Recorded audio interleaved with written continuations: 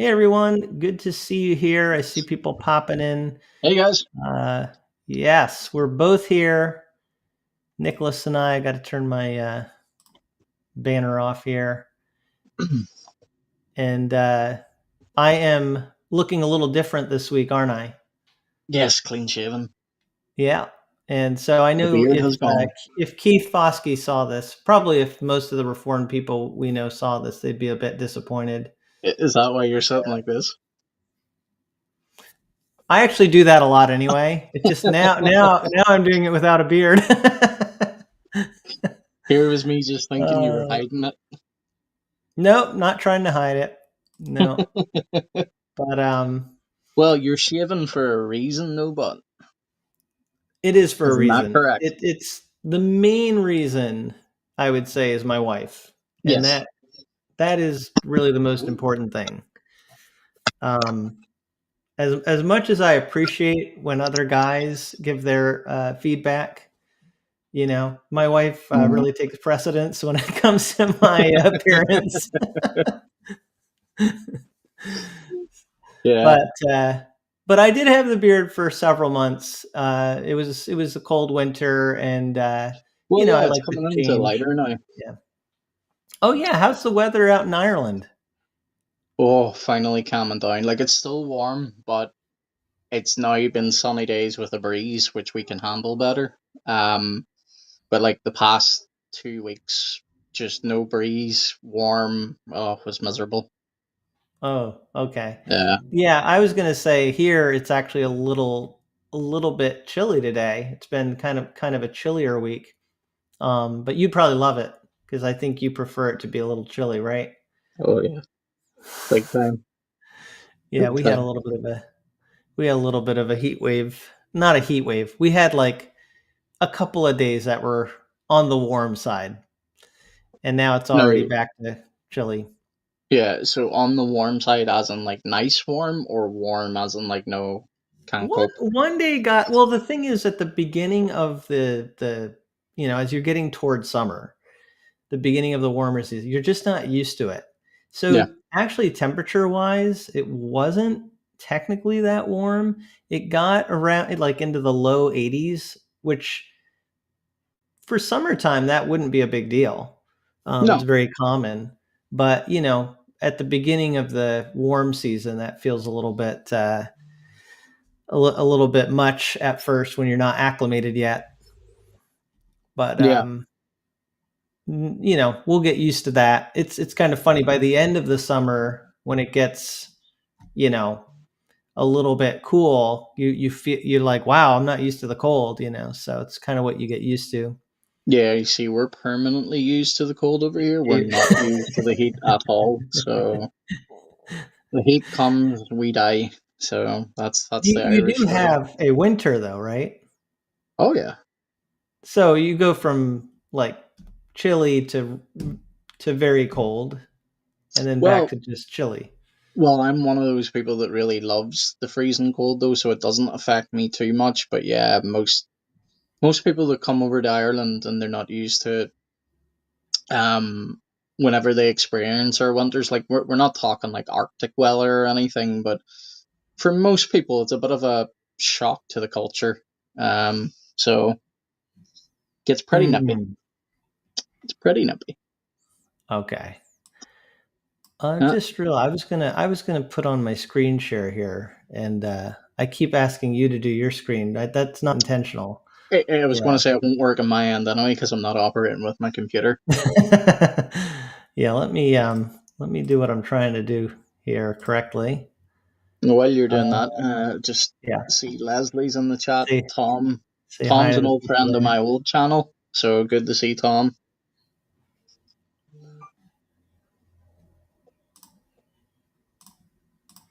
Yeah. What I was going to show people is that Nicholas has a channel. Oh, and I have Jason here, but he's not here. I wish Jason could have joined us today. We have his slot, but let me Well, see if we can pretend he's there. we can pretend he's here. We can pretend he's I there. can Yeah, probably. this is the new channel. Um, very, as you can see, there's like 3 videos on here at the moment, so there will be more content coming. More professional content will come because at the moment I have just been pretty much recording on my iPhone and I can do that way. But I've been enjoying it. It's been nice to get back in the swing of things. So I will Oh yeah, I probably. saw that you have like a little series here, Faith in Five, the Faith in Yes, Five. yes. So I've got 2 episodes out so far, and I have a list of like 35 topics that people on X asked me to cover. So the idea behind Faith in Five is for me to explain Christian truths within 5 minutes or less. So as you can see by the first one, I went over by a second. By the second one, I'm under by quite a bit. So Good job. getting So there. yeah, that you covered why the Trinity matters, and it took you 3 minutes and 53 seconds for that one. Oh, I That's could have done pretty. a lot more, That's but so pretty far, impressive. yeah, so far it's been pretty spicy. There's been a few comments I had to withhold before I approved them, but yeah, the Trinity is always a topic that will have people flocking to you. Nice. Um, Let me see here. So we got. Yeah, I was gonna say actually, my wife, she had someone on YouTube that she watches. She said sometimes does Bible studies, and the reason she likes that channel is because it's 5 minute videos. Yes. And so I kind of commented, so you prefer those 5 minute videos over my 2 hour live streams? Well, the funny thing is though, I think content wise, I'm probably going to keep the channel based around Faith and Five because while I do have 35 currently listed, those are obviously topics that can grow and can expand and I'll probably need, maybe revision or whatever. Not necessarily the topics themselves, but how I address them. So I think for this channel, I will try and keep the videos around short length, but I will also do live streams and host their live streams there as well. So, but anyway, that's all way, way, way in the future. Right. But if anyone is watching at the minute and they want to subscribe, it really would help. So please hop over and subscribe for me. That would be great. Um, I but put yeah, the channel in the YouTube search and it came up. So it shows yes, that the algorithm is starting to pick the channel up. So yes, it's definitely because if, if that you would go help. if you go to the shorts tab, you'll see that I Yeah. have been breaking my video. Well, I say I have. This is a really handy hack for anyone. You can see how sunburnt I was over these days.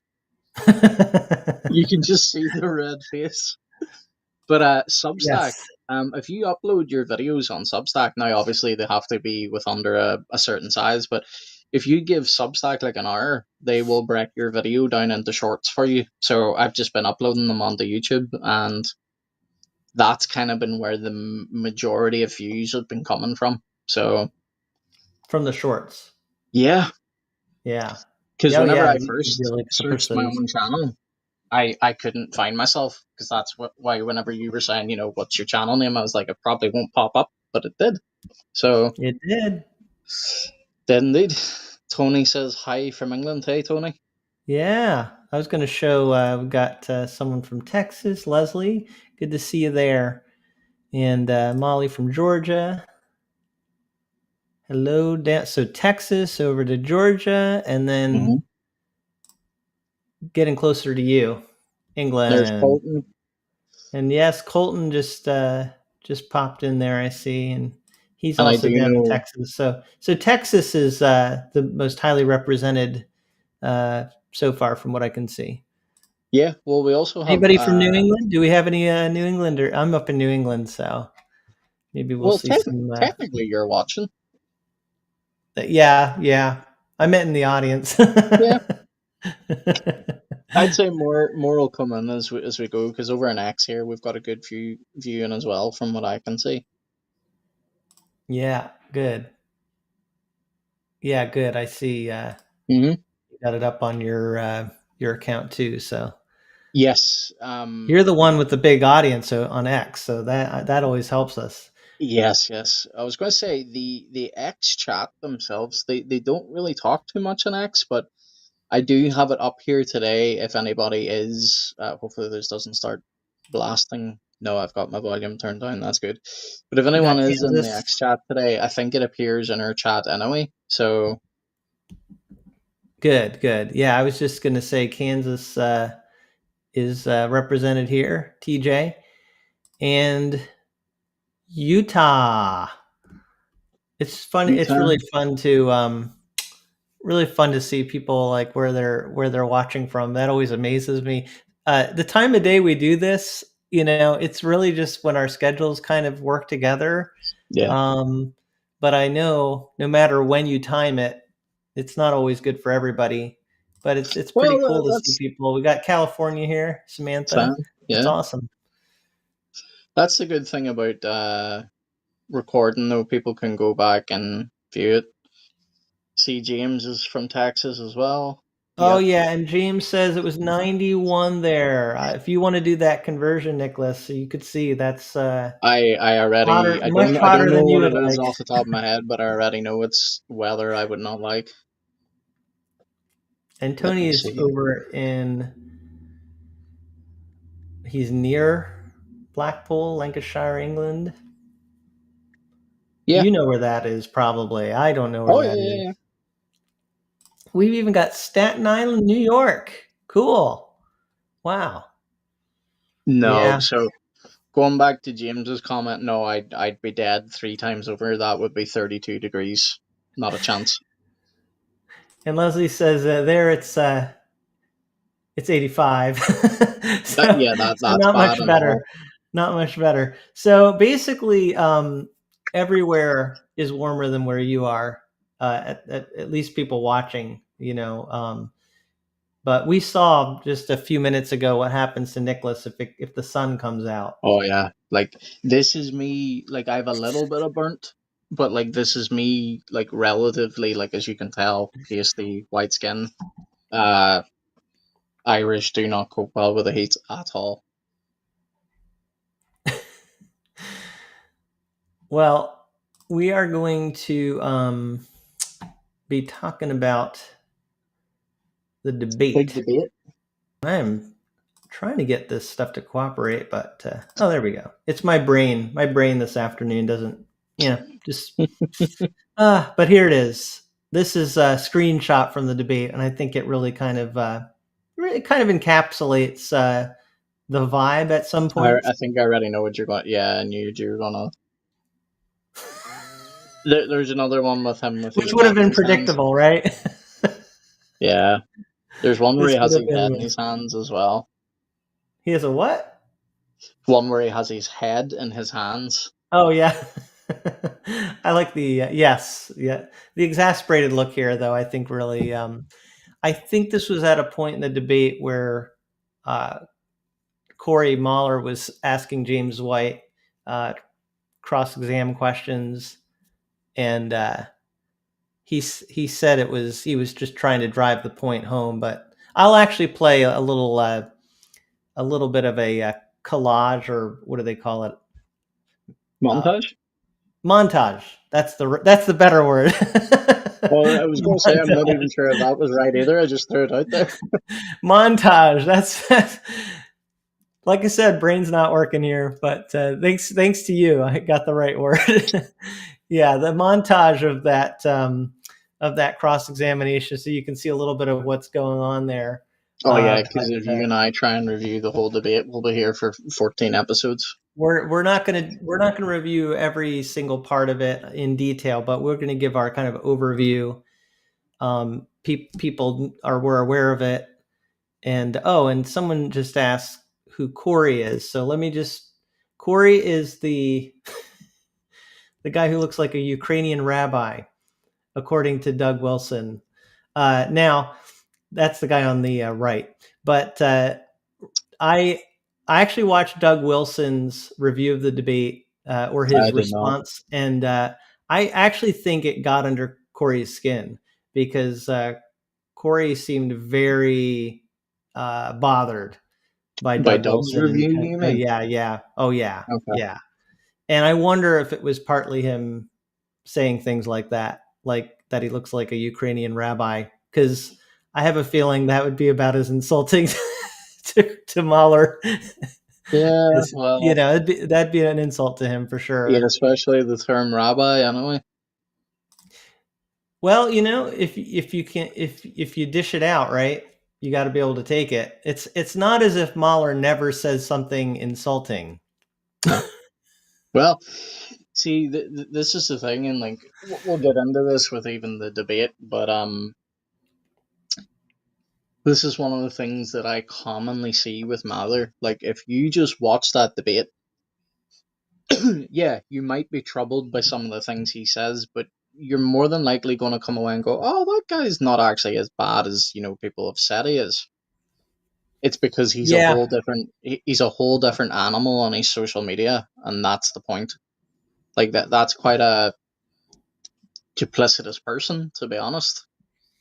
yeah, and I'll probably circle back to this later because I want to reiterate it and try to articulate it. But I really think that's something that I honestly want to say there's something really evil about that.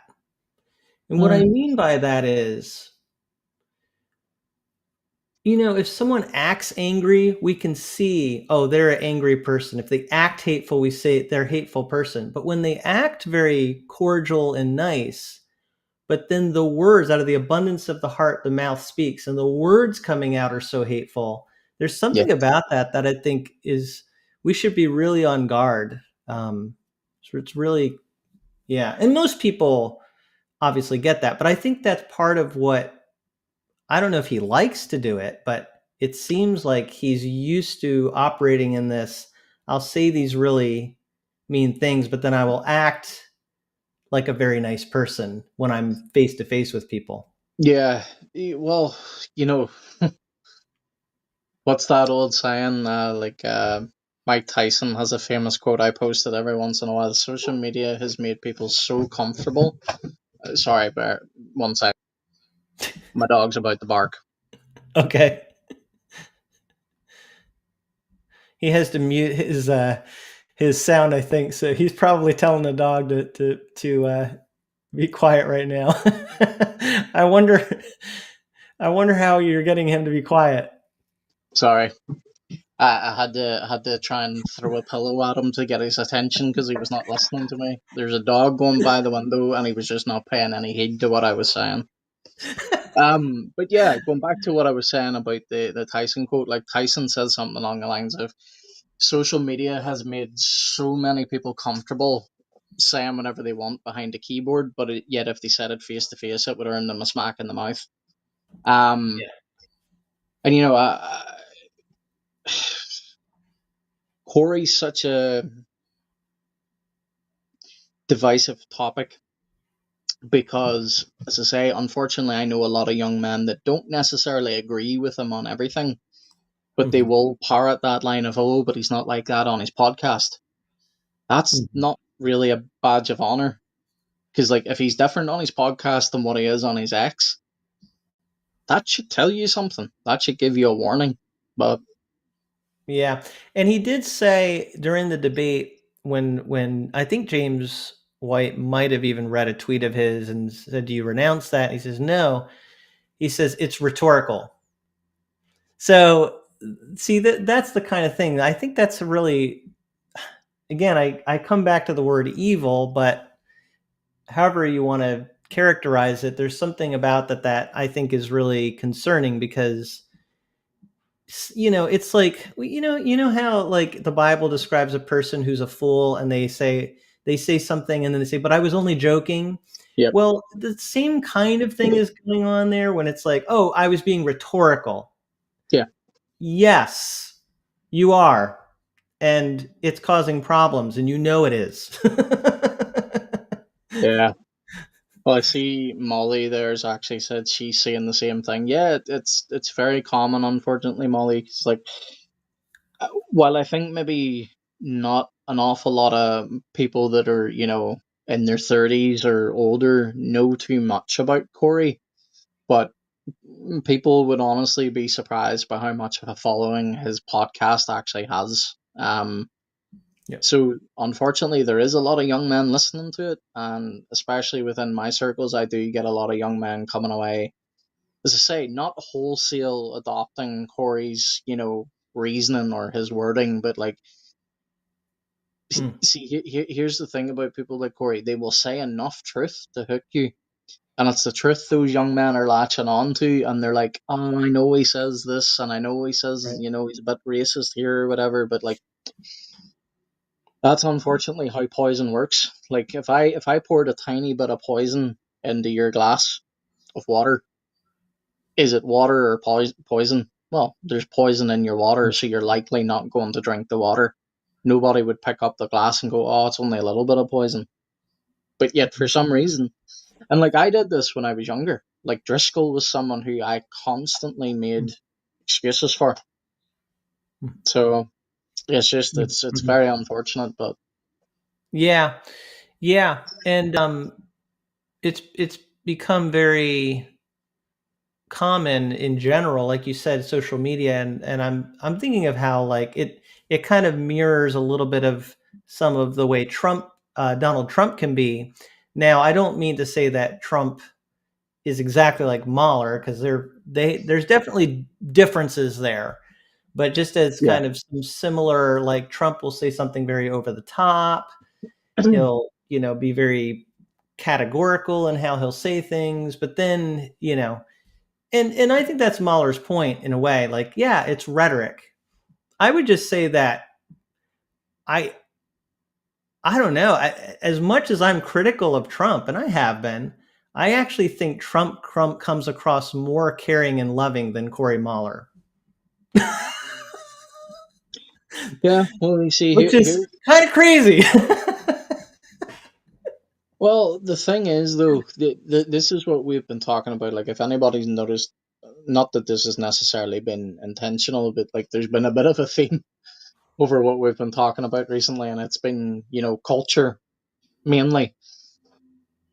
And this is kind of what I was getting at is you get so many young men, especially, will make excuses for people like Corey Mather because he is saying some of the hard things that do actually need to be said. But the Mhm. problem is it's wrapped up in all this other nonsense, like whether it's racism or whatever else.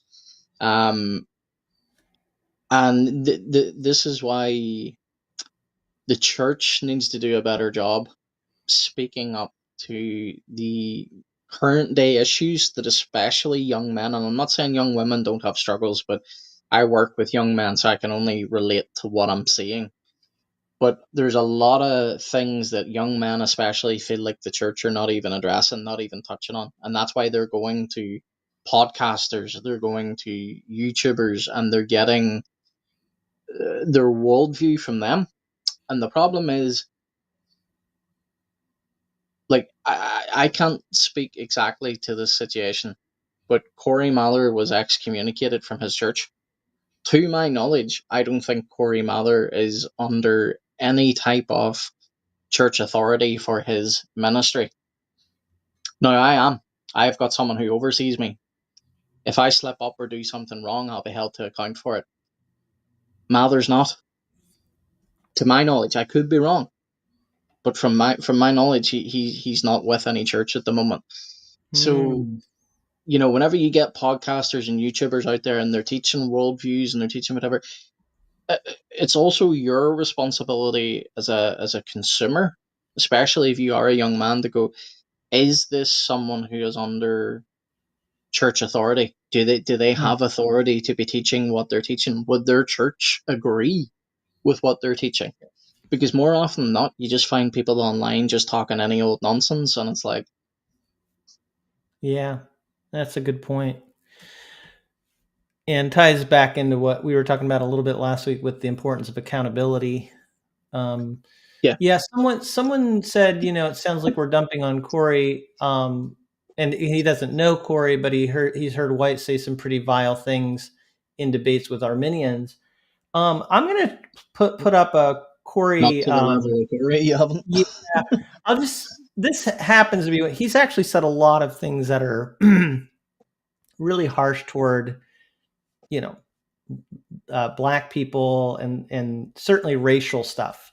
But this is just something I happen to have bookmarked that I'll show. I mean, you can help me out, Nicholas, if I'm reading this correctly, but this sounds like something Mahler would be saying in a pretty, it sounds pretty drastic to me. He says, those who administer second baptism should be given the third. Mm. Now, am I understanding he's referring historically to Baptists being drowned? Uh, could be, or well, Maybe I'll look it up here and well, I was going to say uh, he could also be talking about baptism by fire. So it's the same. let me just look it up because I have a feeling um, that to me sounds like something that Oh, it's called. yeah, it Not says I'll not say the phrase on King YouTube because Ferdinand declared drowning, called the third baptism the best antidote to Anabaptism. So well, that's yeah, why I said I there you think go. it's a technical. I mean, it's terminology. It's a euphemism Yeah, as well as a rhetorical. So that's the kind of thing. Now, yeah, maybe he meant something different by it, but when I see that, it sounds to me like he's saying, now maybe he's joking again, that thing of like, oh, I don't mean it, or it's just rhetorical, but he did say it. there's plenty of stuff. If you even Google anything about Corey Mahler, you'll see what he stands for. If you go to his X, you'll definitely see what he stands for. As I say, I know that'll be met with because there's even a lot of people that follow me that would meet that with, well, have you listened to Stone Choir? I have. I have not consumed every single episode they have because I don't want to. Nor should that be a requirement for me being able to look at the fruit of his ex and say, yeah, that's not good. That's what I don't understand is why would people say Stone Choir is here's another one I'll pull up. Why would they say Stone Choir is the thing you should look to instead of X? Like I kind of don't care. Like It's just this, X is part of your communication. It's part of your testimony. It's not separate from that. yeah. You know. Well, to be honest, it's a bit Here of he says a. it's the Jews. Mhm, Now again, that's actually for him kind of tame because he doesn't come out and say exactly what it is, but yeah. obviously that's the kind of thing he'll just throw out there. hmm Well, going back to what we were saying though, but like it's not just with Stone Choir. I get this a Yeah, lot from everything else. Like if you criticize anything these days, like I get these comments all the time on X. Like say for example, Tim, I criticize one of your tweets. I yeah. would get someone commenting, well, have you consumed all of his sermons to know what he really believes? And it's like, I don't have to consume every piece of material that someone's put out in order to give a valid opinion. Now, don't Yeah. get me wrong. You do. There's plenty of occasions of people just throwing an opinion out there and going, "Oh, this Tim tweet by Tim is awful," blah blah blah, and maybe the person's done zero research. That's fair. I understand. But see, this whole thing now, it's more of a smoke screen where it's like, well, have you consumed all of their content? Have you listened to all of Stone Choir? And it's like, I don't have to. I've listened to Right. enough. Exactly. Exactly. Yeah. I agree with that. And I would reiterate that you're also accountable for what you say on X. And hmm I think again, because I will say this about Mahler, he clearly has intellectual capacity. hmm So Well, can you're he talking find autodidact. ways? Can Mahler find ways to defend what he's saying on X? Absolutely. He He has a really good rhetorical skill. So he definitely can defend everything that he says on X in a way that if you're listening to him, you kind of get. And that's the thing. These people like him are very, um, they're very manipulative, is the way that I would put it. So, someone who's really good with their words can manipulate, and Mm-hmm. I would even argue there are people who do this in relationships, and it's very hurtful and very hateful. They know how to use rhetoric to Yep. their advantage. It's not love. But when you point it out, then they can say, "Oh, but see, you're misunderstanding," and they make you always feel guilty. You're always the guilty one, and I think that's a lot of what's going on here. All right, but So we haven't even talked about the debate itself. yeah. So I think I should show the montage. Thank you for that word. Let me see if I can. Yeah, I'm going to pull up the montage of some of the questions that Mahler asked James White during one of the cross examinations. So here we go. When a man converts to Christianity, does he typically regrow lost limbs? Wow, I really hope we get back to the subject someday, but no, he doesn't. When a man converts to Christianity, does he typically gain the ability to fly? Could we get to something about the subject, please? Please answer the question. It's an absurd question. Then it should be easy to answer. But I'm done with the absurd questions. Get to the questions that are relevant. This is cross-examination. This is cross-examination. No, I get to ask and the it's questions. in a debate. So you're supposed to be asking Correct. about what I've said in the debate. I said nothing about flying. This is a waste of everybody's time. It's a waste of the audience's time too.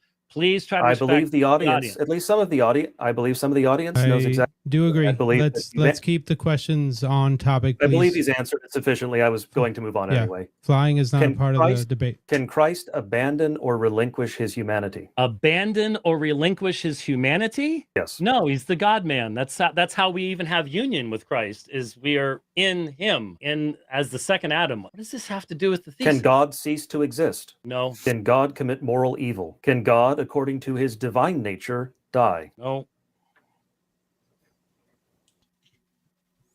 I assure you the questions are on topic because we are asking fundamentally about what God can and cannot do. And I am asking questions about what God can do. Can God cease to be God? Can God lie? Can men get pregnant? Perhaps tying into your earlier comments about Africans and men and women. No. Can God make a man pregnant? Please keep the questions on topic. I assure you that I am asking questions about you're not, the topic and everybody itself. knows it. It's not. You're not, and everybody knows it. The question fundamentally is, can God not? Is that a coherent thing to say? Okay, so make your point, ask questions relevant to the topic, please. This is cross-exam. This is the function of, I am well aware of the function of cross-examination is about what I have said. Deal with what I've said. You're not doing that, and everybody sees it and knows it. I am dealing with what you've said. No, because your contention is that God can do this thing. My contention is that God cannot do this thing. And so it is important to establish there are, in fact, things God cannot do. And you and I both recognize that. You've already admitted that quite a number of times, but I think it's important to drive home the point, which is the entire point of cross-exam. No, it's not. I think everyone knows the answer to the question, so I'll move on to the next one. Is it true that platypodes are venomous? I have no idea. I'm willing for the court to take notice of that one. It's a well-known fact the platypus is in fact venomous. I think I am going to relinquish the remaining 3 minutes after this one next question. One more lighthearted one. What is your favorite road bike? When a man converts to Christianity, does he tip? Okay, so he ended that with, what is your favorite road bike? And he started off at one point with, do you think that when the Bible talks about gray hair, that applies to someone with a bald head, that it's kind of an equivalency there, So he was, I think, trying to add some humor. Well, he did, because he was, one of the first things I asked Dr. White was the fact, they're both balding. So, right. This is the thing, like, Corey, I'm not trying to make the man out to be a horrible human being. Like, I have no idea what his personal life is like.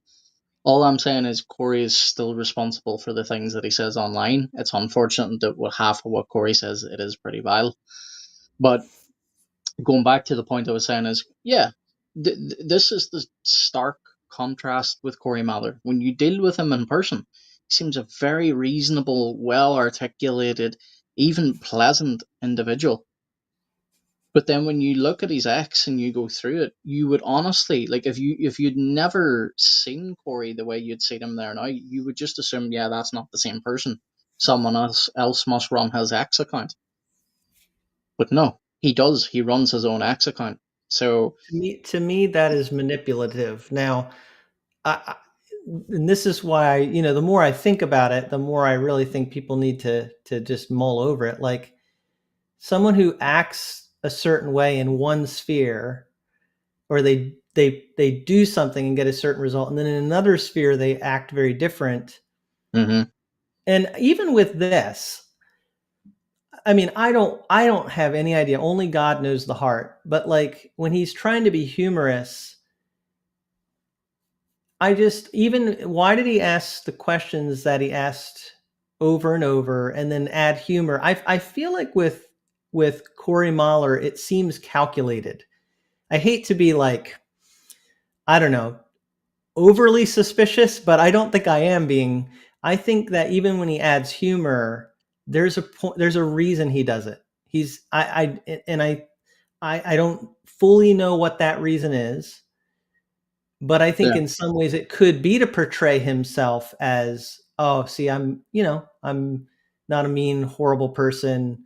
I can relate to people fine. And also maybe to just get James White to let his guard down or whatever. But then he asks all these questions that he knows are going to frustrate James White. And again, I don't know his motives. He says it's to drive a point home. James White says, well, wait a second. In a formal debate, the questions are supposed to be based on actual topics that have been brought up by the speaker. Those are the things you have to ask about. And Mahler debates that. Said, no, I can ask whatever I want. And I'm just trying to drive the point home that I'm making. I also think it's very likely that he is trying to frustrate James White. And that's what I mean about manipulation. I can't say for sure, but I think part of his tactic is he wants to always be the guy who looks calm and make the other person seem unreasonable and emotional. And one way to do that is by asking really stupid questions. The platypus one was funny. Yeah. Well, I like you said, I don't know his motive. So whenever he does ask humorous questions, or even, where he's trying to relate to Dr. White by talking about being bald, or, they share a love of cycling, I would honestly, in all charity, just put that down to Corey just actually trying to be a normal human being, if I'm honest. But the issue with that is, it's still such a stark contrast to the point where if you're like this one-on-one, if you can be more rational, reasonable, articulate, why do you operate the way you do on X? Because the reason is, and he's alluded to this before, even on his podcast, he knows how X works. He's even said it on YouTube channels before. He knows by posting something short and do you see my sweet point, though? Again, I'm not trying to read his heart. Oh no, And I know. I'm just saying, maybe in his conscious mind, maybe he's thinking, "Oh, I want to be nice." Maybe that's true. Yeah. But I'm just saying, he knows when, in what place to act one way, in what place to act another. That is the definition of manipulative. I mean, I hate to say it that way. That's why I'm pointing out, though. But like, even if he is being human and nice, face to face, it is a stark contrast with how he has an ex. That's what I'm pointing out. It's you don't just operate that way, and it's. I mean, I obviously, I think we can't fully know what's going on inside of another person, but if I was getting the reactions that he's getting out of people, it would bother me. I would be like, and I think it should. I Yeah. just, yeah. Even But okay, so if I don't know, I can kind of appreciate in a debate setting that there is a little bit of like, okay, yeah, we can be harsh with each other, but we can also respect each other, joke around. mm, But with Mahler, it's on a whole other level for sure. yeah. Yeah.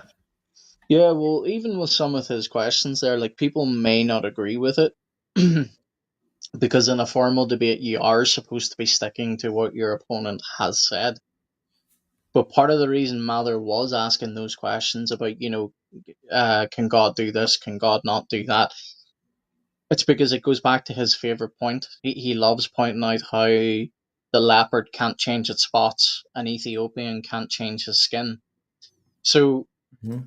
whether the moderators, because they did put out a tweet later on asking should they have intervened at that stage because they got a lot of pushback on that.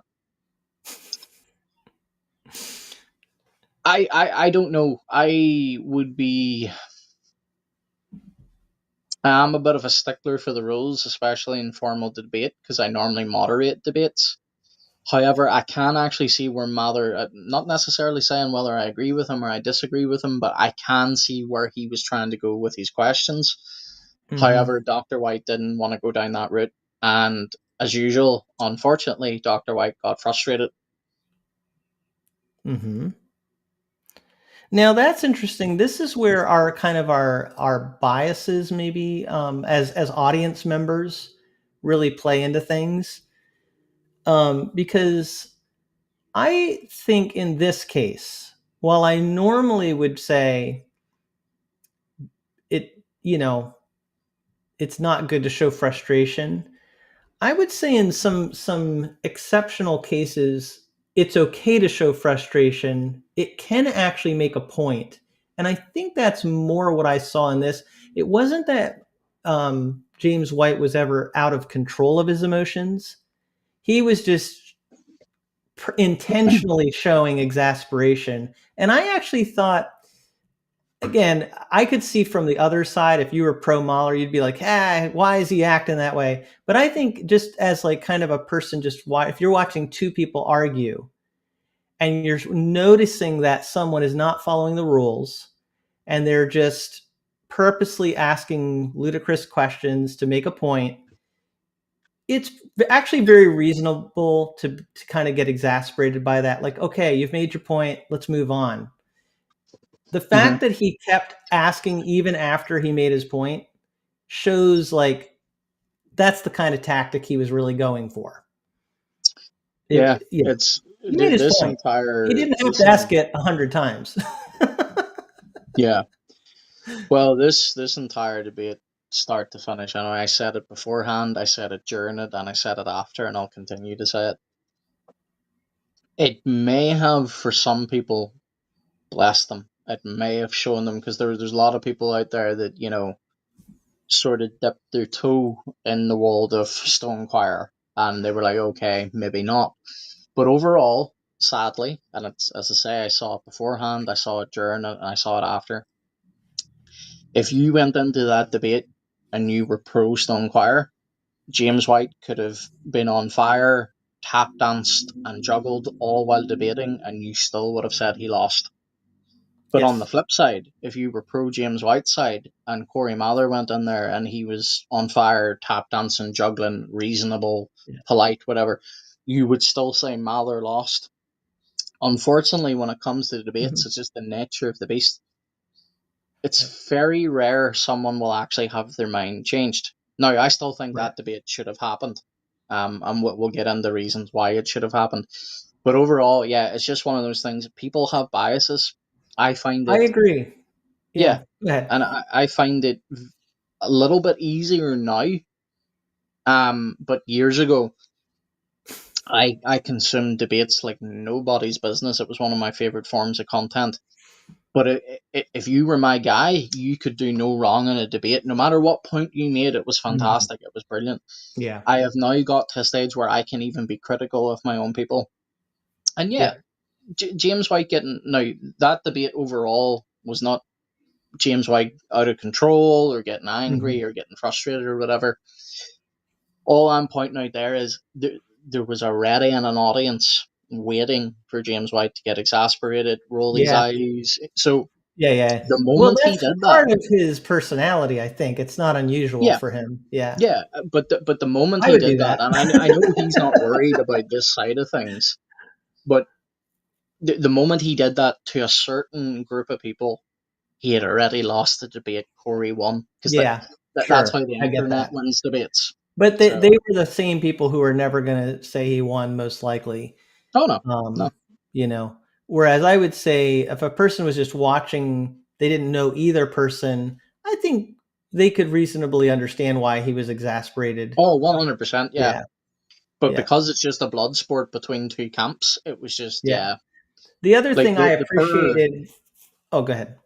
I was just going to say, like the per moderators, like Bible dingers, like that was one of their first times operating like a formal debate, and like they had to produce a warning beforehand because of like how vulgar the chat was, because these are Stone Choir followers, and people get annoyed at me whenever I say that because they'll be like, oh well, you can't label every Stone Choir member vulgar mouth or whatever, and it's like, well then go to the comments and look and tell me, does that many people who say I love Stone Choir, I follow Corey, I love Woe's his co-host, by the way, in case that sounded weird. You can't tell me that many people are just anomalies. Right. Yes. And there does come a point where it's ironic because they're so into group identity that, right? I mean, they'll just label whole general populations, but I mean, their group as a whole tends to act a certain way. Interesting. So let me just point out some things that were said by Mahler. Now, I know this sounds like, it could just sound like we hate Mahler. That's not really where I'm coming from. I just want people to understand what Mahler is actually saying. So Mahler said that blacks are statistically retarded. Now, he did define that, but based on a certain level of IQ, and he says it's just an academic term. But I don't know did he use the word retarded or did he? It was I can't remember if he statistically. did in the debate, but he has on his X before. It's a similar term to that. If it wasn't that, it was like Oh no, he's he has used the term mentally retarded handicapped. before. Maybe that was actually the word. Did he say mentally handicapped? Yeah, it was something very, very stark, very harsh. Yeah, but just to point out, he has actually used the term retarded before because he's using it in its old like classical. Yeah, Colton said he did use it in the debate as well. Yeah. So he said that James White has a black heart because he is putting down white people from the historic past.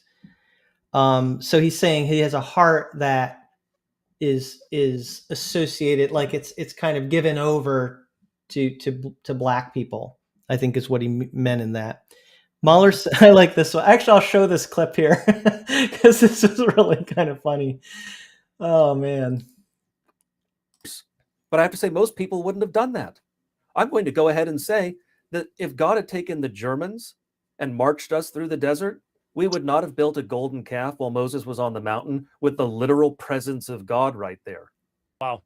I don't think the Africans would have done it either, incidentally.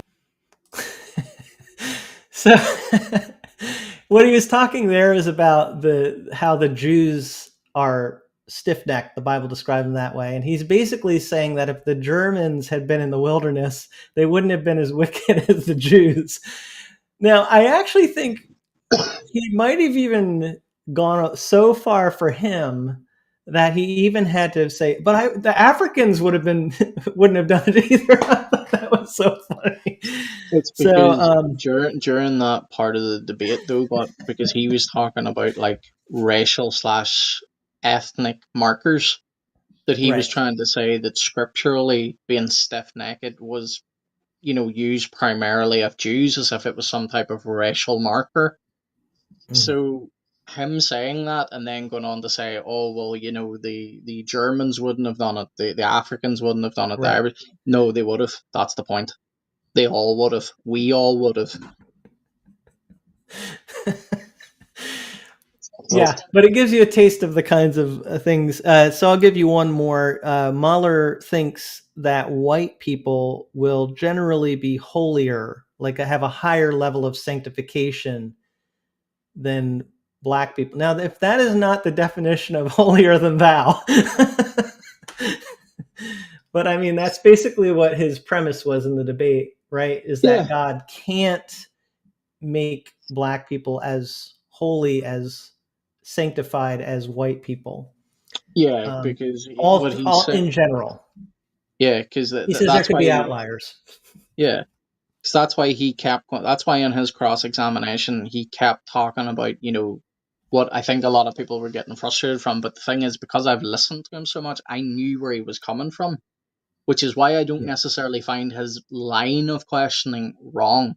I'm not saying it's right as in like it's right thought. I'm saying his line of question wasn't necessarily wrong. But he kept pointing to things like, you know, can a leopard change its spot? Can an Ethiopian change his skin? The answer obviously is no. So what he's trying to point out with that is he's saying that racially, all black people are less intelligent than white people because it's a genetic thing. So therefore he's saying because God's a God of logic, God cannot here on earth sanctify a black person to the same extent that he can sanctify a white person because the white person is just genetically superior. That is essentially what Mahler's trying to say.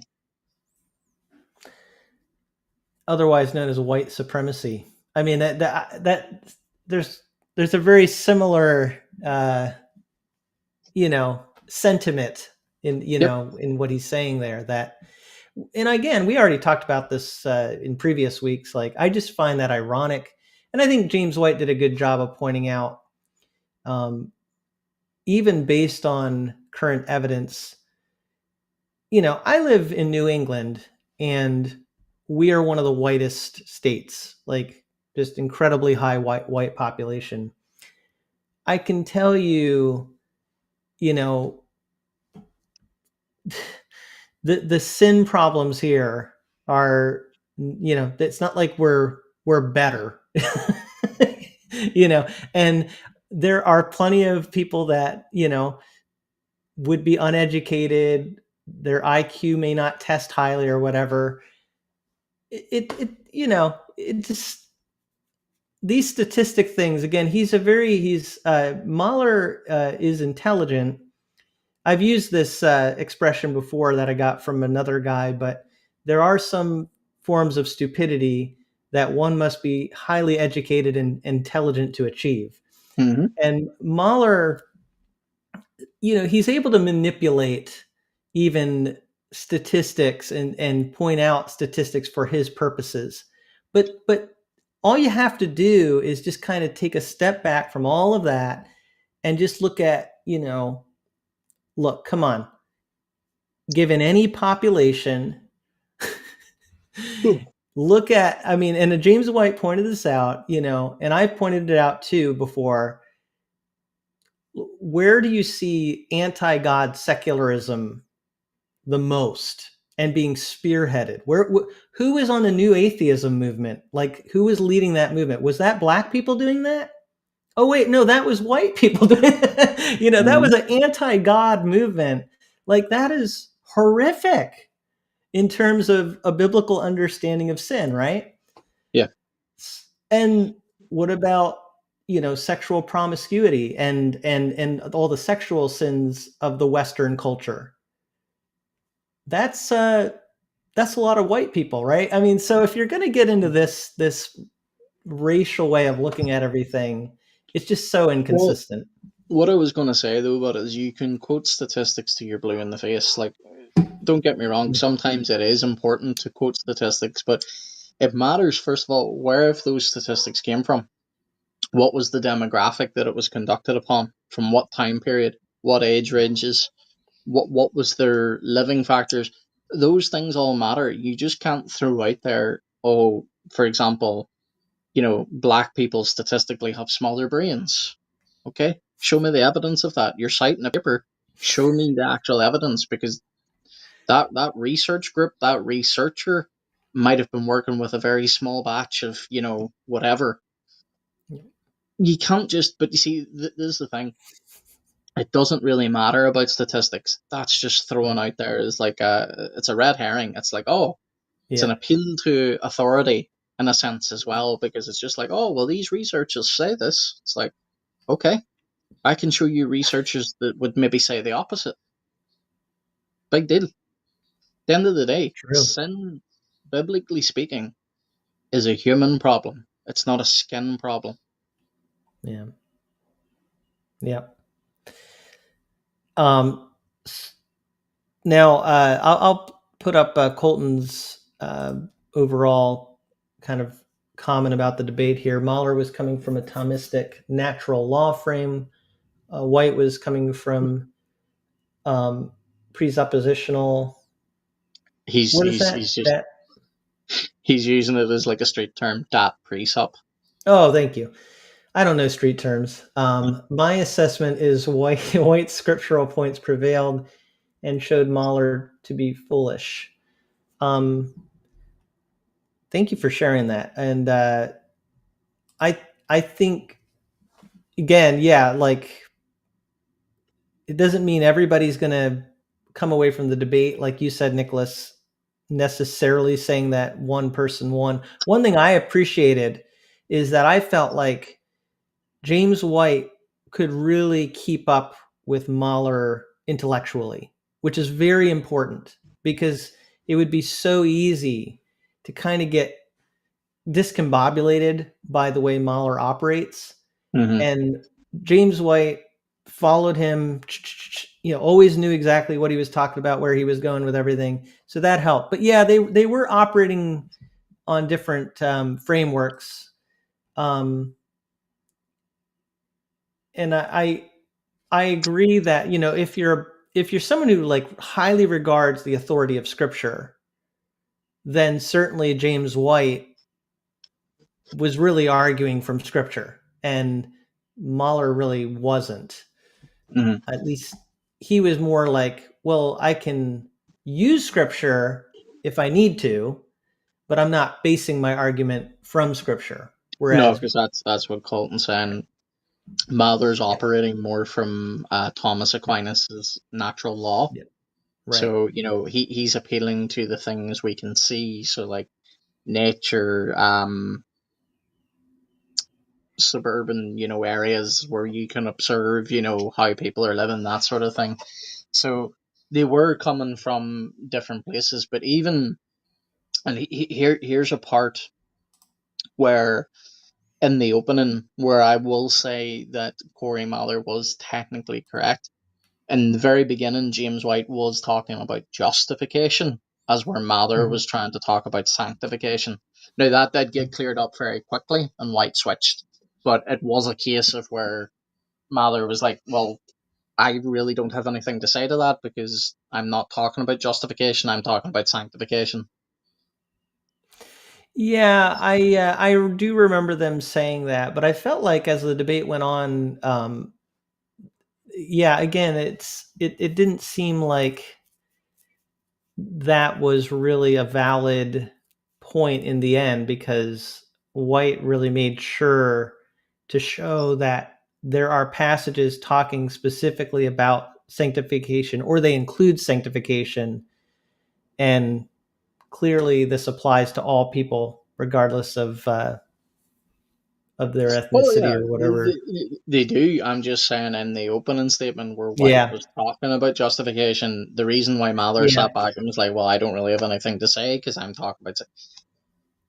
That's where they're, it's not just that they were coming from two different frameworks of Thomism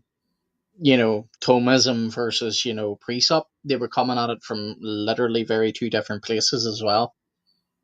But it did get cleared up. Yeah, I think so. I think it totally got cleared up. And obviously, justification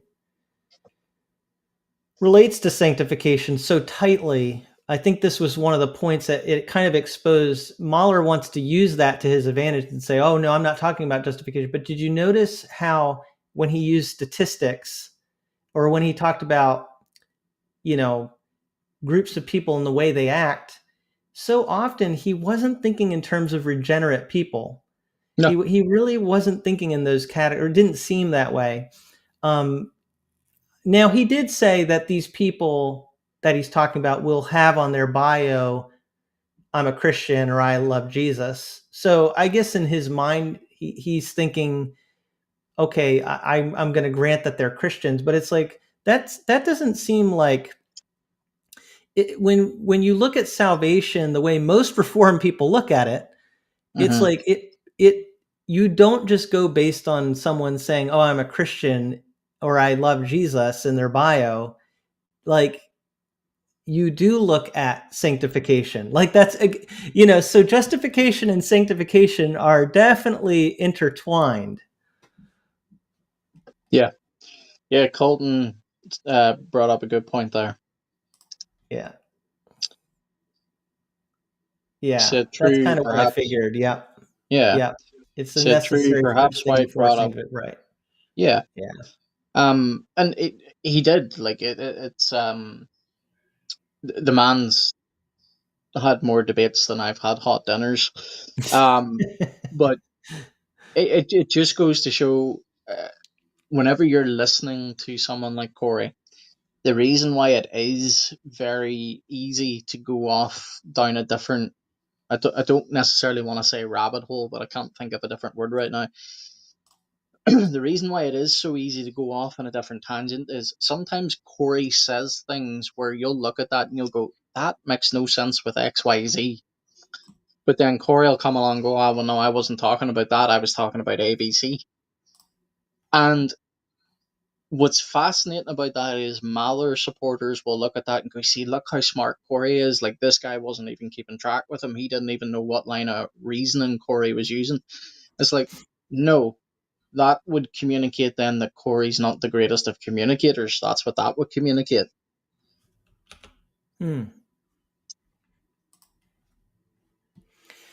Yeah. So yeah, I don't know if you have any other thoughts. I feel like in the end we've kind of already given our overall view, which is you could walk away from that debate theoretically thinking either side won. I will say though, based on what I've heard from previous debates, I don't think I watched those all the way through. Maybe the one with the first one with, was it Samuel? Chris? Oh, No, Chris Roseborough. Chris Roseborough. I think I watched that one. Maybe I can't remember. Yeah. Anyway, I do feel like people seem to feel like Corey really, he definitely did great. Whereas I'm sensing more of a tepid, like, okay, this one was a little bit more of an even playing field in the way that it was handled. So Yeah. I think it just brings to the question, like, this is what I was going to get into earlier. It just brings the question of, was that debate necessary? And a huge part of me wants to say no, because so many people I've spoken to is like, why on earth is this even being discussed? Why on earth is this even, a topic? But James White addressed this himself as well, and like he had numerous people thanking him for doing it, but he said it for the first time in his debate career. He had far more people been like, why are you doing this? Why are you giving that the time of day? Why are you giving this guy a platform? And here's the interesting thing. It's been, I think, maybe 3-4 months since Corey very first put out his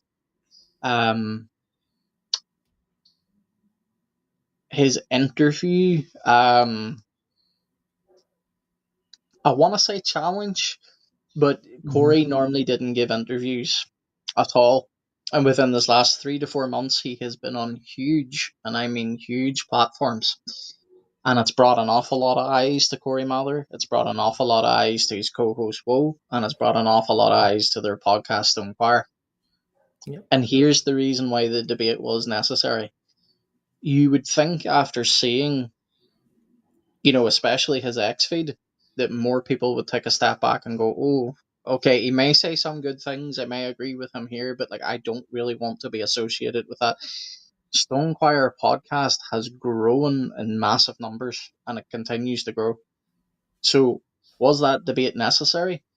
Yeah, it was. But the downside to it is it's also brought an awful lot of eyes to it.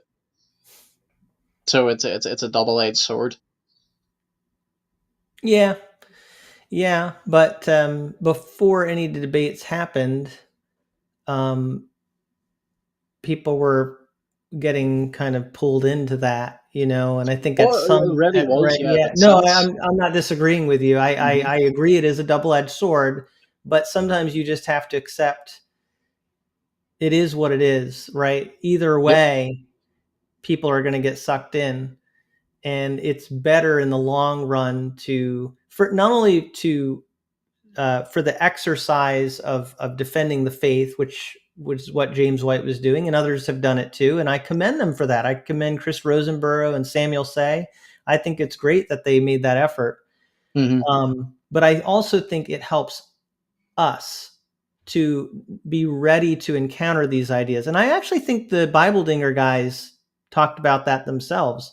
They Yeah. said they actually think it's better for people to hear the arguments so that they know how to talk about those things. So yeah, I think I don't know the Bible Dinger guys, but from what I did see, I thought what they did was good, and the way they went about it was good. They've been around a little bit, but that's like within this last, like I think them hosting the Samuel Say, Corey Mather, I'm not even going to call that a debate, I'm just going to call it a conversation. And then the James White debate, like they said, that is like the first time they've ever really got into that type of realm of stuff. I think they're going to continue to do it because I've seen them reach out to a few other big names on X about potential debates. So yeah, I would see their platform growing, which is good. But yeah, overall, it's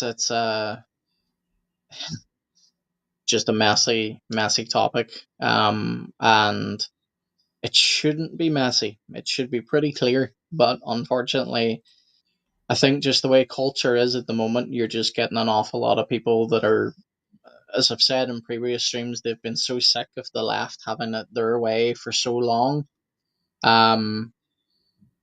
That this new just outspoken the right's in charge now. We're going to say what we want. We've been tired for too long. Yeah. You know what it Yeah. reminds me of? I don't know if this is a great analogy. I think it's a good analogy. It reminds me of Lord of the Rings, when the Fellowship is meeting and they're pondering, what to do with the ring, and one person actually says, "We should use it. We can actually use it against evil. If we take the ring, we can use it." And I think that's kind of what we need to be careful of. Even if you're using something for what you think is going against evil, if you're engaging in an evil practice, it's ultimately not going to be a good thing. No. The ring will work against you. It's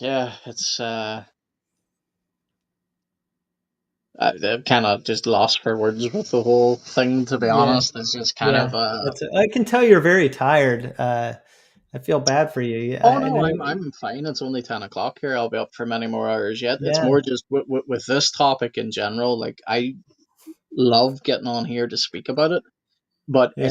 it's such a topic now that I think it's because I work with a lot of young men that, as I say, I want to be very careful here. They're not caught up in Mahler's movement, but there are a lot of things that Mahler has said where they're like, well, he's right here. And I'm like, okay, great. But there are other people also saying what he's saying and not saying it in, a horrendous fashion. Why not go support those men? Because if you attach yourself to someone like Corey Mahler, like the same way it happened with Driscoll, Driscoll was the big hotshot minister for years. Look what happened. Burning train wreck. Yep. People don't want to associate it with Driscoll at all anymore. I don't even recommend these material to people. Even though there was some good things in his books, I Right. still don't recommend them. And I've Right. told a lot of these young men, if you, at this stage in your life, you're in your early 20s, if you attach yourself to Mahler and, you comment underneath things, because like a lot of young people these days, like it's not my lingo. I don't use it. I use it ironically to be, funny when I'm interacting with some of my young people, but they'll comment, underneath things like, oh, based, or, W, or, so true, king. And it's like, yeah, okay, that's cool. But if you comment stuff like that under a really like awful tweet of Maller's, doesn't matter whether you're joking or bantering or, trying to stir the pot or whatever. When it comes to you getting a career down the line, your employers look up your social media. If you want to go into the ministry in future, you will struggle, and I mean struggle, to get a seminary that is willing to take you if you're tying your name to someone like a Mahler. And thankfully, I have seen a lot of my younger men take note of that, and they're like, okay, maybe I Yeah. shouldn't be as vocal about this, but I still think he's true and whatever. And I'm like, okay, you have that. We'll talk about that whenever, privately. But my honest encouragement to people is just be very, very careful who you attach yourself to online. Yeah. And I'm not into cancel culture. I'm not into, oh, everybody avoid this person because of XYZ. No, if you want to go and attach yourself to someone, go ahead and do it. But I am going to give you a warning. It's up to you whether you heed that warning or not. But in regards to Mahler, I don't care. Should he say 99 good things a day? His X feed alone destroys the 99 good things he would say or could say. So those are my 2 cents on it. Also, Thank you Joy for. hit us with another super chat. Thank you, Joy. Yes. Very kind of you. Thank you so much, Joy. Really appreciate your generosity. Mm-hmm. We never expect that, but certainly appreciate that. Very kind of you, Yeah. and very encouraging. Yeah, I appreciate what you're saying, Nicholas. I think people need to really consider what they do affects their future for sure. And as a young person, you have to be careful. Another thing Mm-hmm. that comes to my mind with all this is, I was quickly critical of Stephen Wolf's book back right when it came out, and it's not the content so much. I just sensed there was a vibe shift. I sensed that people wanted to like Stephen Wolf's book. As soon as they picked it up, they're like, I like this Christian nationalism thing. Now let me read to see what it says to back up what I already kind of want to be. I Mm-hmm. think that everybody needs to be careful of that. Like, just because you are feeling it, like I'm angry with this stuff over here and I want a good direction, it actually predisposes you to accept arguments not based on the merit of the argument, but on how you already feel. Yeah. And I think we're in such danger right now with all of the things going on in culture. We're being led by our feelings. We're so upset by all these things that have happened, by feeling powerless. And I can see why Stephen Wolf's book was appealing. It was the right thing at the right time. And I can even see some of the arguments, like, okay, to some degree they make sense. But that doesn't mean his whole thesis is biblical, or that we should just jump wholesale into this mentality. That's what I was arguing. Yeah. And Mahler honestly makes Stephen Wolf look very tame. Oh yeah. In Well, certain ways. In certain ways. like it's. I will always admire a man that speaks his mind. Always, even if it's harsh, because Yeah, sometimes truth is harsh. But sure. What I don't admire is men that go out of their way to be intentionally harsh, intentionally rude, intentionally derogatory, because that's no longer about truth. That's just let me get out all the 5 things I want to say to this group of people, to that person, to this person. That's no longer being a man of integrity. I'm lucky, I'm very blessed. I have a lot of older mentors in my life. One went on to be with the Lord, and he was one of the most gentle souls I have ever met in my life. Give a lot of gentle advice. But if you came to him and you said, and I'll not mention his name, not that it's a big deal, but I'll just keep that private. If I would have went to him and I would have said, I'm struggling with this sin, whatever it is. If this was a sin that, I had been repeatedly coming to him with, or, saying I'm still struggling with this, he would have went through me for a shortcut. That gentleness went out the window, because now he was looking at it and he was saying, I have given you advice. I have told you ways to avoid it. I have told you not to put yourself in a situation where you could lose your temper. And he was right. He gave all this advice and he was patient for so long. And I remember he eventually got to the stage where he basically said to me, he's like, stop playing with your faith. Stop it.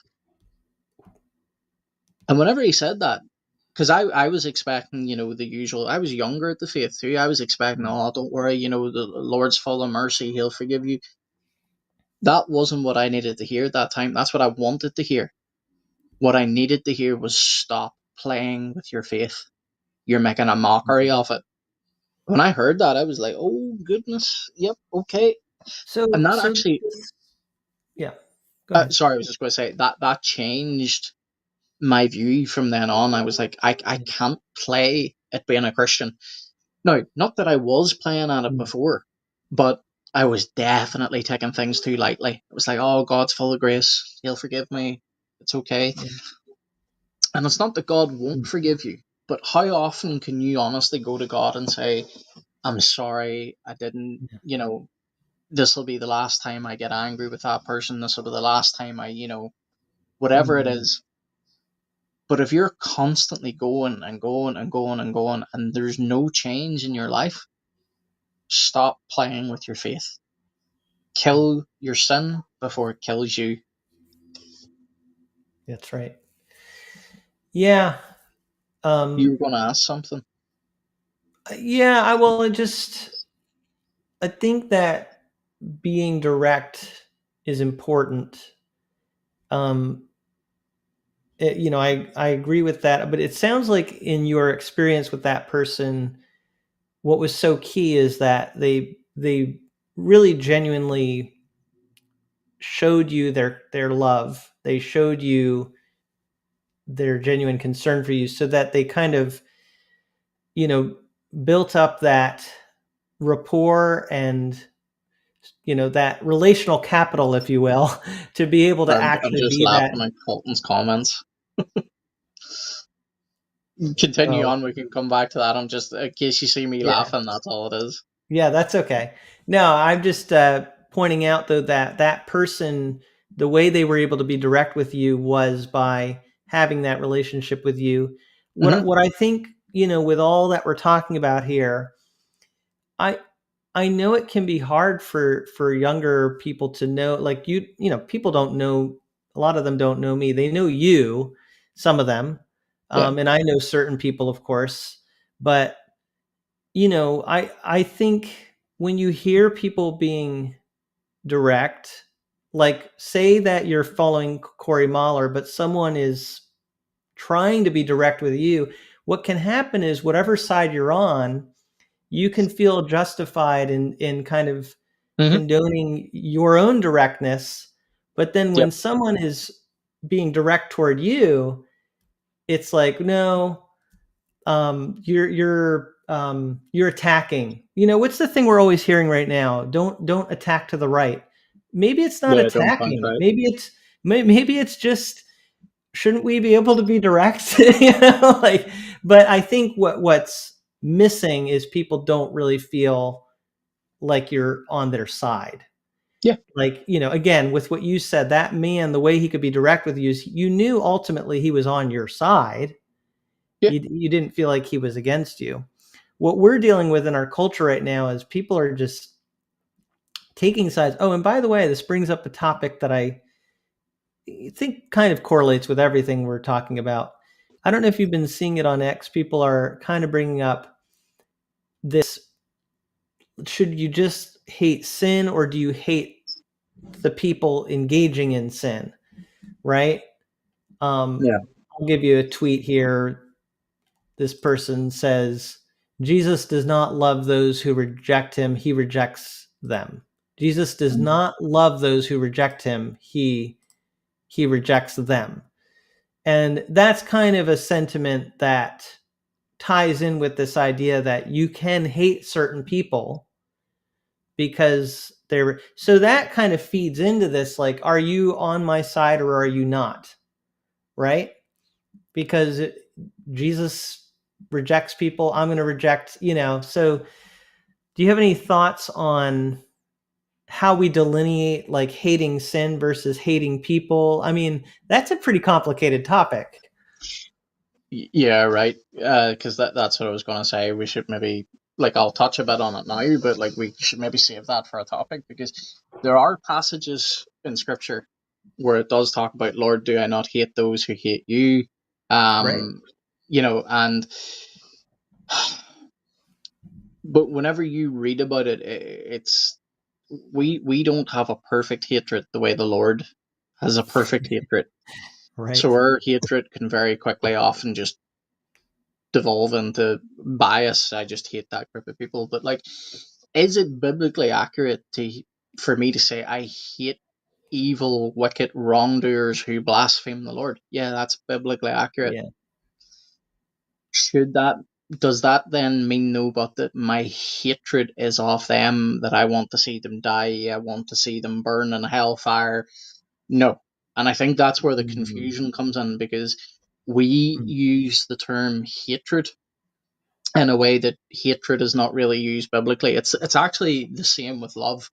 Like, whenever you say today, Yeah. oh, I love such and such, people think of love as this like soppy, emotional. Biblically, love is actually sacrificial action. That's what love is biblically. Similarly with hatred, hatred means something biblically, but today whenever we say the term, oh, I hate this people, I hate this people group, people hear that and go, Jesus taught against that. You have hatred in your heart against, whoever. Now, it's interesting, Jesus said there, hatred for your brother especially, but I'm going way off tangent. But yeah, it's a huge topic. I would love to get into it. Yeah. On a stream sometime, but most Yeah. It is a people big that topic. Yeah. yeah, but most people that use the term, hatred in that sense, they're trying to. I don't want to speak on behalf of everyone, but there are some people out there that are definitely trying to use hatred and saying it's like the biblical hatred, but Right. it's not. They're using it as an excuse for actual hatred. But if you mean hatred in the sense that, do I hate the wicked doers that blaspheme God? Yeah, absolutely. Yeah.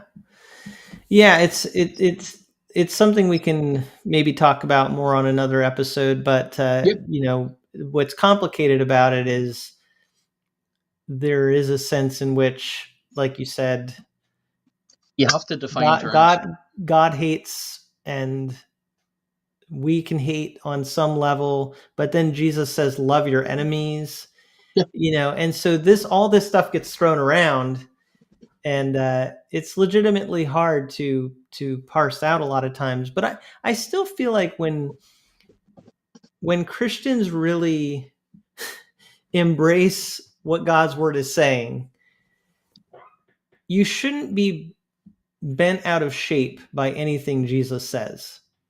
Mm-hmm. I think, Jesus, I mean, talk about someone who could say direct things. Jesus could say direct things. And I think when he said, love your enemies, that was a very that was meant to cause you to go, what did he just say?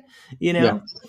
but you shouldn't react with all kinds of caveats to that and like not wanting to do it. I think that's Jesus's point, is it's natural. It's so funny how this dovetails into our topic when he says, you're greeting the people, right, that you are automatically akin to, or, you know, they treat you well. That's Yeah. not really that special if you just love the people who love you.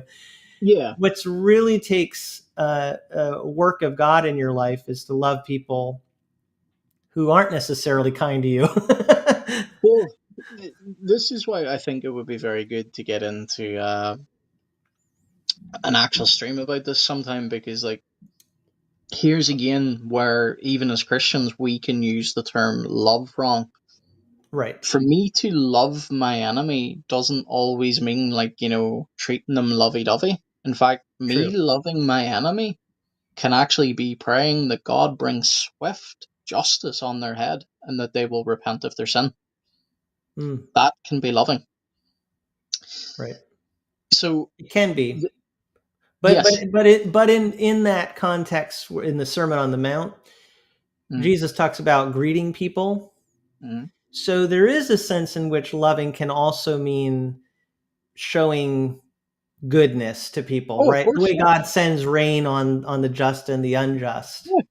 Well, Yeah. even in the Old Testament, it talks about, I forget where exactly, but it talks about how if you do good to your enemy when they've treated you badly, you heap burning In coals of Proverbs. shame on their head. Yeah. Yeah. So it's all of that. That's why I Yeah. say, like, it's not a black and white subject, and a lot of people try to make it black and white, because you either have this group over here that say no, it's completely biblical for me to hate my enemies or God's enemies. Then you've got a group over here that's saying no, Jesus said love only your enemies. It's a lot more. There's a lot more to it, and it really Yeah. does need fleshed out, because this is why we talk about preaching the whole counsel of God. You Right. also need to really parse out terms, That's because true. as I say, there's people over here that use, David talking about, Lord, do I not hate with a perfect hatred your enemies? Do I not hate those who blaspheme your name? That's not being used as in a hate, as in like I despise, I want to kill, I want to murder. It's a righteous anger that the psalmist had, because he sees his God being blasphemed.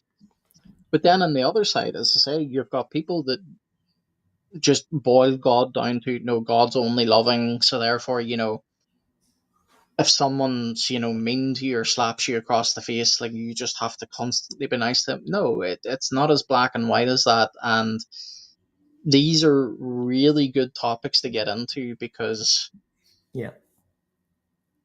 this is going to sound weird. It divides people. I'm not saying it's good because it divides people, but what I mean is, it's a good topic to get into, to discuss, because I don't actually think it should divide people.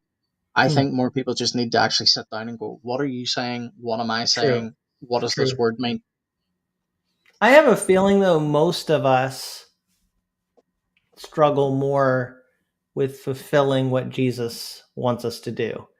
It seems to me. Now, that being said, let me bring up Leslie's point.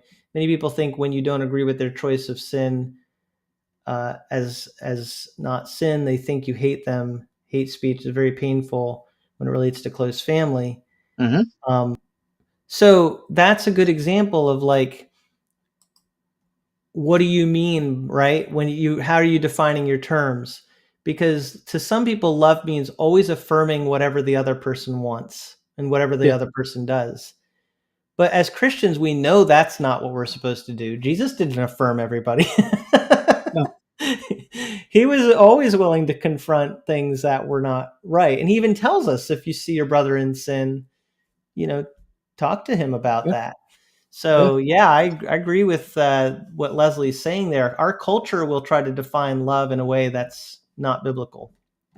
We see here's the interesting thing, though, about Leslie.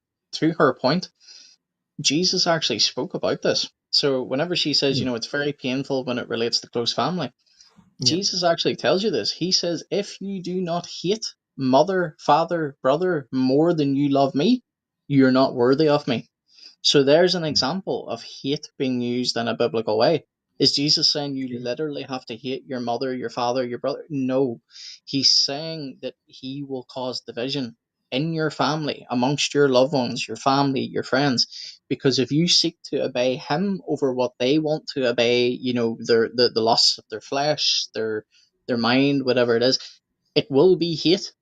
Jesus told you that it will technically be hate, but not hate in the sense that we're modern minds, because we take hate to be such a bad term, but in certain contexts, hate is not actually a bad thing. It Right. just really matters how you use it. Yeah.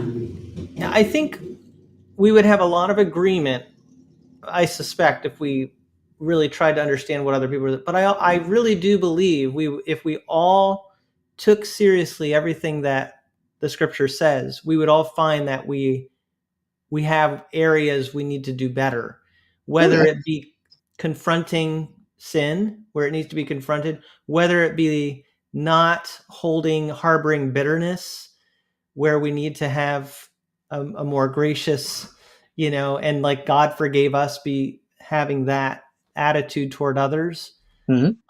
So I think that's where it is a little bit of are we sometimes arguing because we are grappling with the difficulty of what God wants us to do? You know what I mean? Are we sometimes trying to justify maybe something that maybe isn't justified, Yeah.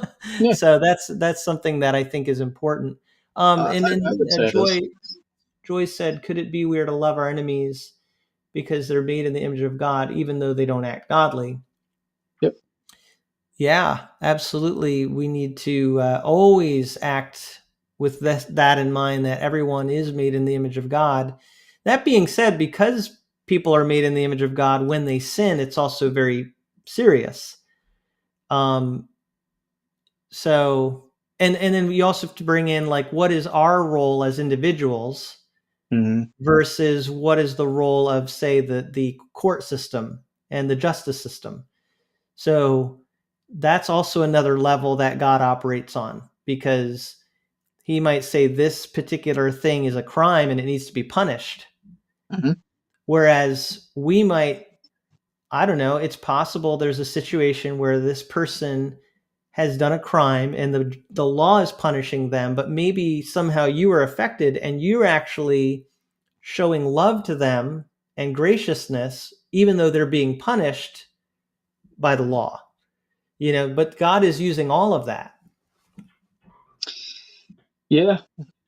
It's such a, I think we could go down such a rabbit hole with this. Like, it really would make a good topic, which I think I'll Yeah, save a lot of my comments for. But like, good. even in that, like, I know where you're going with that, Tim, but like, what I would caution people with things like that is, if God says something is a crime, and it's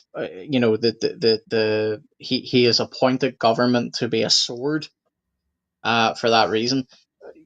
People will say, oh, this doesn't count anymore because it's Old Testament. It still does count. It's still God's character. God actually tells us there are certain areas where you should not pity the person being punished because of how heinous the crime is. Because in that, Let me just give a more I clear know you weren't saying that. example. I'm just adding So, that in. so let's be totally clear. Let's say the person repents completely. They feel horrible and they talk to you and they say, what I did was wrong. I deserve my punishment. The Yep. law is still going to punish them, but you could still forgive them and love Oh them yeah. in that Hmm. situation, right? Yeah. Oh yeah. Yeah. That's why I say I wasn't addressing what you were saying. I'm just adding Yeah. in, like, this is how complex it is, because Yes. today you do have Christians, they are trying to be like Jesus, which is admirable. It really is. But you will get Christians that, would be against, say, the death penalty for certain crimes, even though God would say, that crime warrants the death penalty.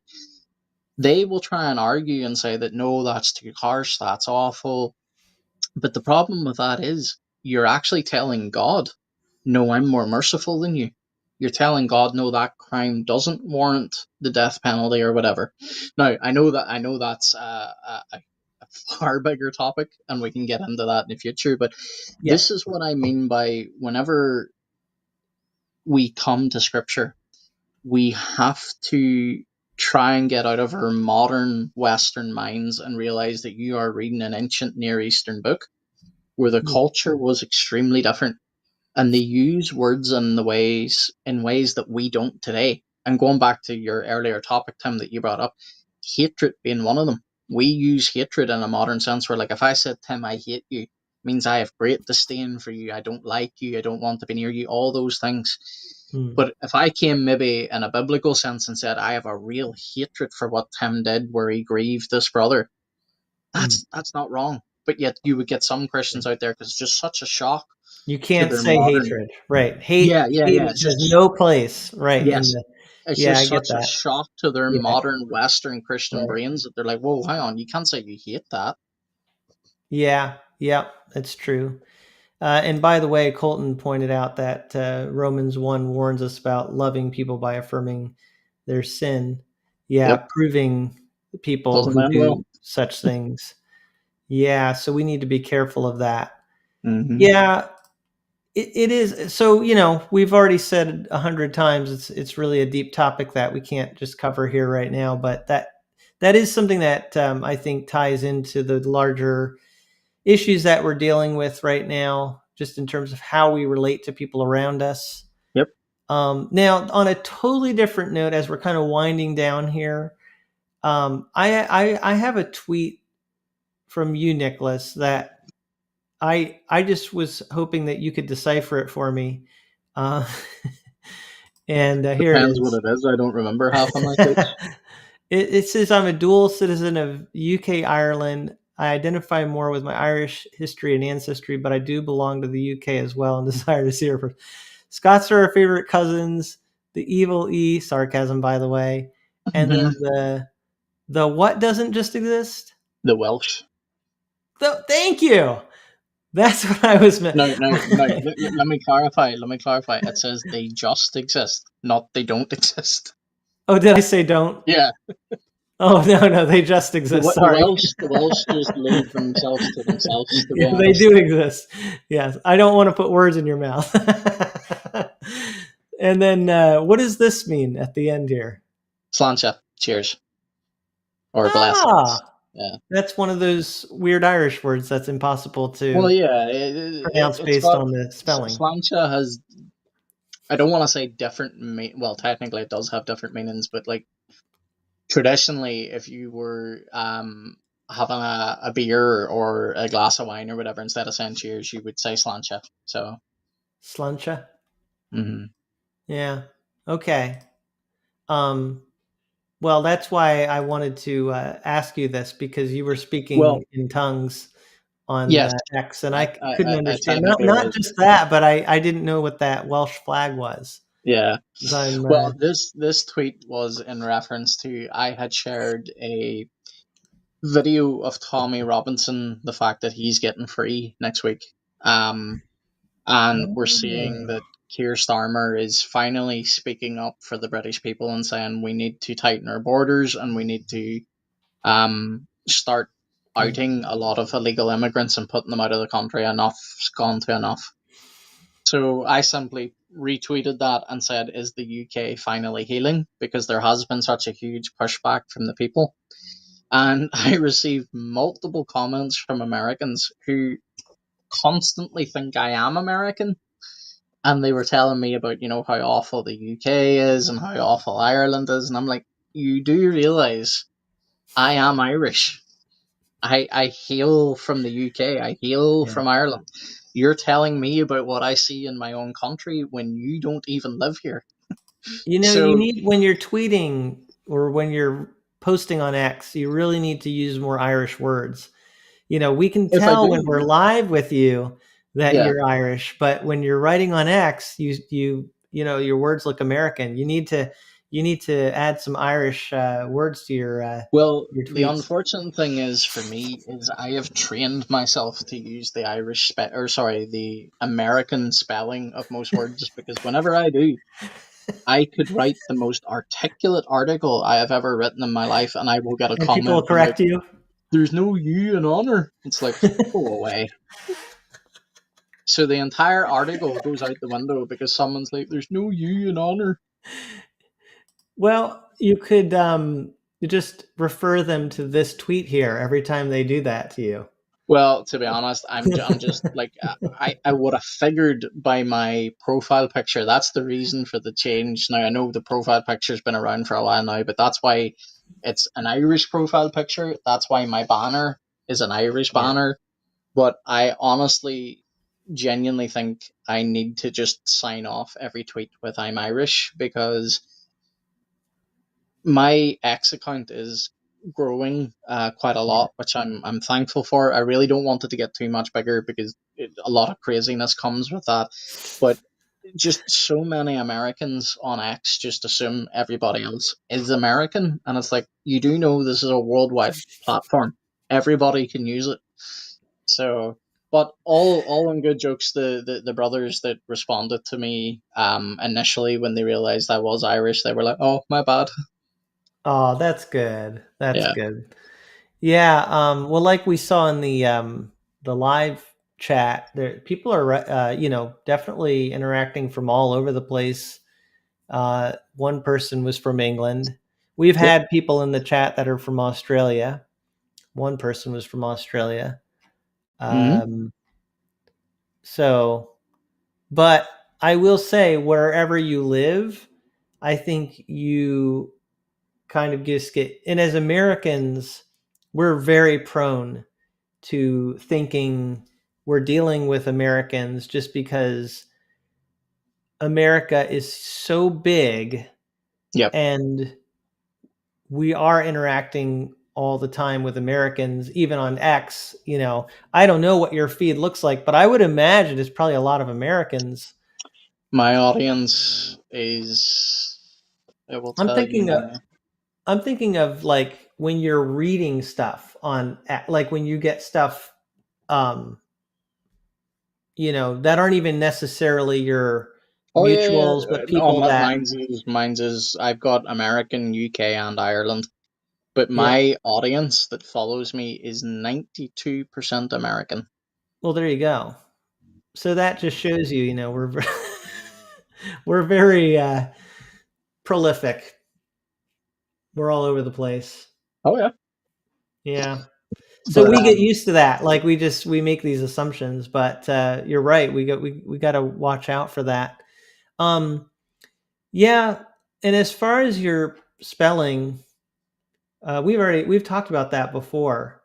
Um, I think the way you spell things is fine. Like in some cases, I think the American spelling make more sense, and I think you agree with that. I Actually, yeah. even say that, yeah, like the way we spell center, for example, I just don't think makes much sense because it just looks like centre. But technically, it did come out of like the French and every other. That being said, what's this word again that you used? Slancha. Slancha. I mean, your Irish spellings are crazy. That's because it's another language. That's true. That's true. That is true. Yeah, and I think English is prone to some odd spellings because it's a combination. It has a background of different languages. All right. So I think we've definitely covered all of our topics we wanted to cover. And something I totally forgot to mention at the beginning? Now you know. Oh no, I already knew. I just I Oh, didn't you could want to have get it told in. me. You could have told me. Last week I said we were going to have Daniel Park on the channel, and I showed his. I feel bad that it's like the very end, and I'm finally now mentioning it. Although this is when we have our largest audience. So Daniel couldn't make it at this time. He's really overworked. I don't want to share too much, but just pray for him because I think he just needs rest Yeah. and needs some recuperation time. So when he's available, he does want to come on. So I think he will come on at some point. But we you know, I wanted him to make sure that you know, he gets the rest that he needs. And we had a great conversation today about the debate, which was really good, very timely. We don't have anything really planned out at this point. I don't think we have anybody scheduled for next week, but we will post online what our topic is and let you know what the plan is. We will plan to meet a week from today on Wednesday. And no, I thought next week. No. Sorry. Yeah. No, you're right. Yep. In 2 weeks, we're going to have a change there. But next week, we are going to meet on Wednesday. Oh, by the way, people are asking questions about the, I don't know if they're interacting with each other. I guess they're interacting with each other. I did see that, but I don't see what it's in reference to, because whenever Leslie says Gaelic perhaps and then Joy says Celtic, I don't see previously, unless we're missing something. Yeah. Or if I said something, that's what I was wondering, because I don't know if I said something or you said something that, anyway, we can always talk about language in a future episode if people have questions about that. But I think that's all for today. We've we've covered a lot of stuff, and let us know, as always, in the comments. If you rewatched this video, you can always go back, rewatch this if you came toward the end, and let us know if you have any topics or questions you want us to cover. Something from the tweet. Is that what you're going to say? Yeah, Colton clarified. They're asking what language. Yeah, it's Celtic. Okay, so I'll bring that up one more time. That word there, that makes sense. Slanche. I can't say it. Slancha. Yeah. I have. This is the problem. Okay, I'm American, and I'm trying to learn, other languages like Spanish and even a little bit of Luo from Kenya. So I can't. Give all these pronunciations straight in my head. But anyway, we do appreciate any recommendations for questions, topics, and of course, we even talked about a topic today, just a little bit, that we can get more into some other time, talking about hate versus love, how that is involved in the Christian life. We could also get Colton back up. Yes, and there's always a lot of drama on X that we are usually keeping our eye on. And so that usually brings up some interesting topics. But I really appreciate everybody in the audience. Thank you so much, everybody, for sticking with us and your interactions in the live chat. Really do appreciate it. And we will see you next week. God bless, guys.